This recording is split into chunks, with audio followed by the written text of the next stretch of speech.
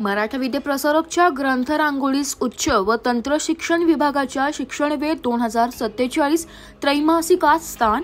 उच्च व तंत्र शिक्षण विभागाच्या वतीने शिक्षणवेध 2047 हे त्रैमासिक सुरू करण्यात आले। नुकतेच मुख्यमंत्री देवेंद्र फडणवीस यांच्या हस्ते या त्रैमासिकाचे प्रकाशन करण्यात आले। या मासिकाच्या मलपृष्ठावर मराठा विद्याप्रसारकच्या अनोख्या उपक्रमात साकारलेली आणि विश्वविक्रमी ठरलेली छत्रपती शिवाजी महाराजांच्या ग्रंथरांगोळीची प्रतिमा छापण्यात आली आहे।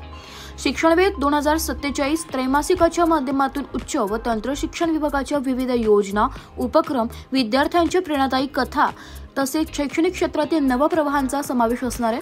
तसेच तंत्र शिक्षण, उच्च शिक्षण, कला शिक्षण आणि ग्रंथालय संचालनालय या विभागांची एकत्रित माहिती वाचकांना उपलब्ध होणार आहे। या प्रसंगी उपमुख्यमंत्री एकनाथ शिंदे, उपमुख्यमंत्री अजित पवार, उच्च व तंत्र शिक्षण मंत्री चंद्रकांत पाटील, मंत्रिमंडळातील सदस्य मुख्य सचिव सुजाता सौनिक आणि उच्च व तंत्र शिक्षण विभागाचे अप्पर मुख्य सचिव बी वेणुगोपाल रेड्डी उपस्थित होते।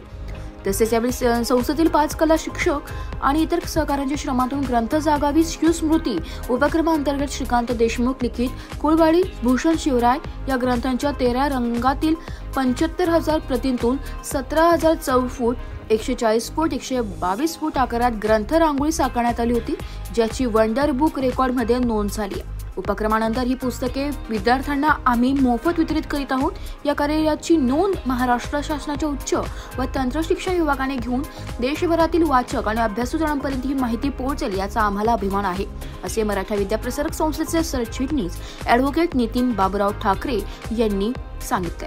ब्युरो रिपोर्ट, नाशिक लोकशाही न्यूज, नाशिक।